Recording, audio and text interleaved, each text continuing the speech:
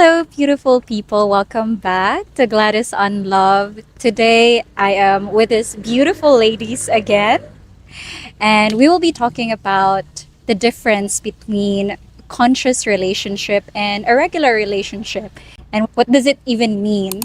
I'll be asking all of you about the different type of a conscious relationship, and I want to ask your thoughts and opinion about it, and how did you see that in your relationship, or how does it contrast to the relationship you have now or the relationship you have in the past. So the first one here, that the maybe I should mention the name of the person who posted it. Shout out to you, Erin Pearson. Thank you so much for taking the time to write it down. I was really inspired. That's why I'm creating this content. All right, so Leia, welcome. Shay, welcome. And Maya, welcome. The first one is the conscious couple is not attached to the outcome of the relationship. Growth comes first. So he's saying that a conscious relationship is they're not together and having an expectation of what the relationship will be. It's just a matter of we're here and we learn from each other, we support each other. So what about you? What do you think of that first part of being a conscious relationship? That's amazing. That's the first thing that comes to my mind when you read that to me. And I think that this is where usually the relationship fall apart, is when there is no growth in each of the partner. And I think it is also important that both are growing together. Like, it doesn't have to be a competition, because I also see couples that are competing when it comes to growth. It's more like supporting each other. I think you have mentioned it, the support in the growth. And I think it is achievable if both are really conscious about it, in which part they need growth together. They have their own growth, he has her own growth, the girl has her own growth, but then they're supporting each other, and then they meet somewhere despite of the difference of the growth. And I think that's what comes to mind when there's like a conscious relationship. When you mentioned the word not competing, growing but not a competition, because I would admit, when Eli and I first got into the relationship, I really admire how far he've gone in his life, and I always aspire to also reach that level. And in my aspiration to do that, I feel the need to compete. And it took me a long time to realize that I don't have to compete. Like, I can just be appreciative and take advantage of the fact that I have a partner who can mentor me along the way as I grow as an individual as well. So thank you for sharing that. I'd like to add that the important part of this is the holding hands together to the growth of where you should be. Thank you, Leia. How about you? Yes, Shay? it definitely is achievable. And I'd like to add that it doesn't have to just apply in relationships, but in all things as well. That when you are too focused on the end result, you forget to enjoy the process. Growth is definitely a key component to a long-lasting relationship. I'm not a I don't think I qualify to give advice, but for me it definitely is one of the key components to a long-lasting relationship. That's great. And just to add to you, because you mentioned conscious relationship versus a regular relationship. And I would say regular relationship that most people know about is this idea of we need to be the same. You can't change, or else I will not love you anymore. Stay who you are. I've known you as this person. You're supposed to stay like that for the rest of your lives. And even with friends. See, that's why we let go of some of the friends that we don't vibe anymore, because we just grow. And some of them, when they see us growing, when they see us changing, they would say, "Oh, you've changed. Oh, we don't vibe. I don't like you anymore." And it's scary. It's scary to come into the relationship with this commitment, because there's a potential of outgrowing the person or growing apart. Thank you, Shay. Now that we have this topic, I just realized that I have a conscious relationship with my husband because in our relationship we both want to grow and we always help each other to grow. He do his own thing, his personal growing, his self improvement, and I do mine also. And at the end of the day, we end up in the couch cuddling and talking about our day, what we've learned, and the things that we feel about our day. I thought being conscious is being conscious with your surrounding, being aware of where you are or how you deliver your words and things like that. But now I realize I have the conscious relationship because yeah. Sana all. Yeah, That's really good. I like that. Thank you. Now, the second thing that Erin actually wrote here as a conscious couple is that each person in the relationship is committed to owning their own shit.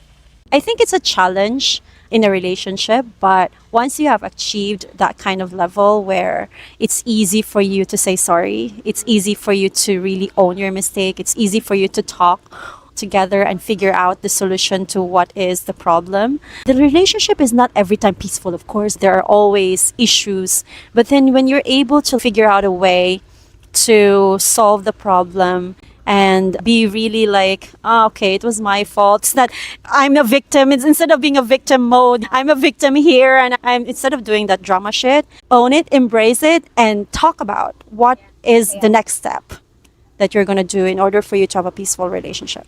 yes, it sounds so difficult, but I think it is easy committing to owning your shit because it's easy to blame, right? It is very easy to blame, and it's hard sometimes to say, okay, I'm wrong, I'm sorry. But it only takes us a couple of minutes to just really sit down and ponder on things and say, oh, okay, I shouldn't have said that or I shouldn't have done that. I'm gonna go walk to him and say sorry about what I said or what I've done. My answers will be based on my experience as a married woman.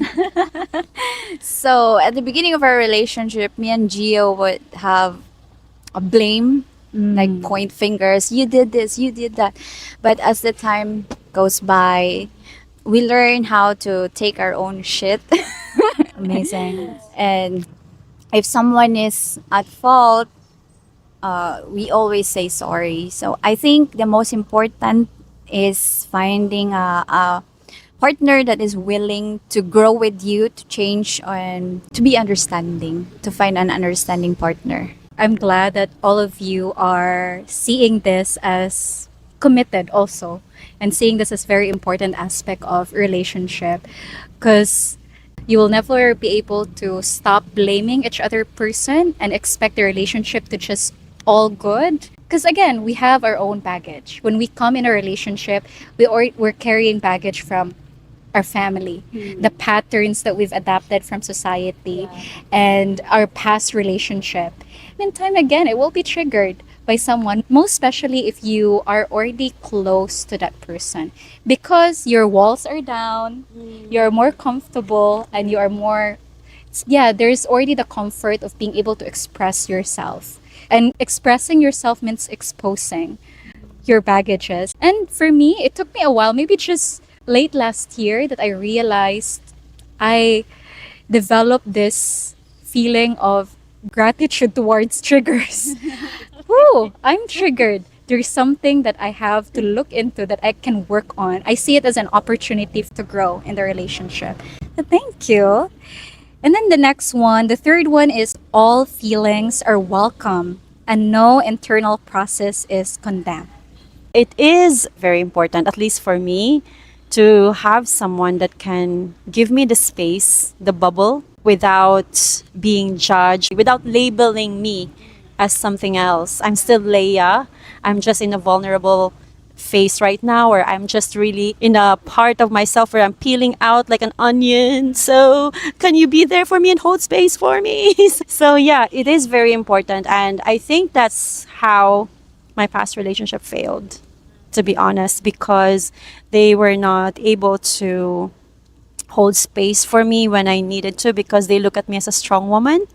And that's really the misconception. Like, oh, you're strong. It's okay. You're strong. Even to the point that I'm already like, I need someone. I feel depressed. And they're like, ah, you'll be all right after a while. I know you're strong. Like, I don't need you to tell me that I'm strong. I need a space for you to hold me, be there for me. And that was, for me, that was one of the things that really failed the relationship in the past. Just a follow-up question, because you've seen that as a pattern in your relationship where they view you as a strong person, and when you start feeling vulnerable, they're like, okay, stay away, you're on your own. If you will be in a relationship, how can you actually give that or create that space for the person? Because maybe a lot of people don't know how to do it. That's a very good question. I made sure that the future partner, that I will have the container for him, that I will be there for him no matter what. Sometimes the partner doesn't need advice. Sometimes just being there is already very good for both of you, especially the one that needs the space. Shay? I forgot the question.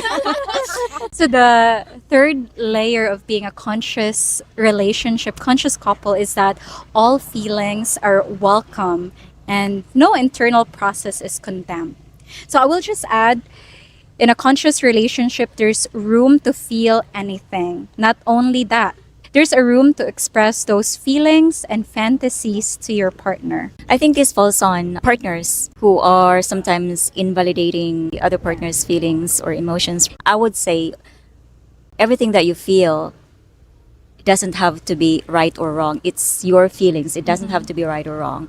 Your partner who is being able to just, like you said, sit there and listen to you, that is already a big help. But I think this is really where the biggest challenge is, because as human as we are, there would be times where you express your feelings and then the other one challenges that.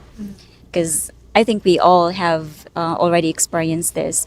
And then, of course, committing to owning the shit applies to this as well. And then they realize that, oh, I'm sorry for invalidating your feelings. That was wrong for me to do that. Everything in life is a cycle, right? If you're able to be just there and listen and hear and comprehend what the other person is saying, it doesn't really happen all the time. Because again, we are humans and our emotions do fluctuate. Yeah. The reason why I said this is like the biggest challenge is that, especially with a highly intellectual partner, yeah, you can totally relate. If you're with somebody who's highly intelligent, like everything has to be everything you say, or if you express your feelings, and he would be like, challenge that and say theories and mention books and authors, and I'm just expressing my feeling.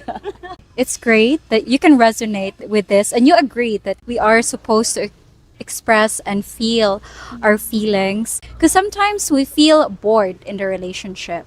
Sometimes we feel angry with our partner. Sometimes we feel like we want to be alone. We want to have our own space. Sometimes we prefer to hang out with the girls instead of our partners. But most of the time, we're afraid to say that because we're afraid to be misunderstood. So when you're in a conscious relationship and when you will be able to get into a place where you're able to push through that boundary of expressing what you really feel, you are cultivating authenticity in the relationship. And how amazing it is that when you are with someone who can accept you for your true authentic self, right? You don't have to hide the part of yourself. You can be raw and open to that person and they would still accept and love you. Very good. And then last but not the least, the relationship is a place to practice love. Of course it is. I really look at relationship like a plant where you have to nurture, where both of you have to nurture it. There's a lot of time, energy, and effort that you have to put into it in order for it to really work. What about you, Shay? How do you define your relationship? If you relate it to something, what metaphor would you use? My brain is clouded right now. It's hazy. But I have a question though. What is love actually? Because this is a very simple topic or very simple question, but it's very subjective. Maybe we do have different definitions of love, but for me, based on my experience, there are times that I don't love the person. Like there are days that I don't love the person. I don't know what is love, girls. It's a good, actually, it's a good point. We have different ways of expressing love. I love how she put it, is that it's a form of practice. Love is not like when you have it, you'll have it forever. Love is something that needs to be cultivated. Because we can't love the person all the time. We look at our partner, we may be in love for an hour, two, but afterwards we don't love them anymore. But it's a choice. Love is a choice. You can choose to love them at that moment or don't. I have watched Matthew Jose. I don't know if you know him. I know Matthew Jose, and he mentioned that resonates with me in a way. He said that love is like building a castle. So both of you has to be committed to put every day by brick by brick. So it's like building a castle. And if that person one day is not gonna stop putting bricks, then you have to go to that person and say what's going on. You communicate, and that is still love. Even if in the highs and lows of not putting bricks because today there's something wrong. And I love how Matthew really said that, and it resonates with me in a lot of ways that that's really love. It's building a castle no matter what. What matters is you're still there for each other. I just want to share that. Sorry, Maya. Yeah, that's actually my thought about love. I think love is commitment. Even if your partner is putting cement on the brick, you still love them regardless. Even if they put annoyance or anything, at the end of the day, you still love them. You're committed to love them. And I think love is a practice of showing what you really are, your kindness, your thoughtfulness, your dedication to the people that you love. Love is a feeling of comfort, light-hearted. You feel light.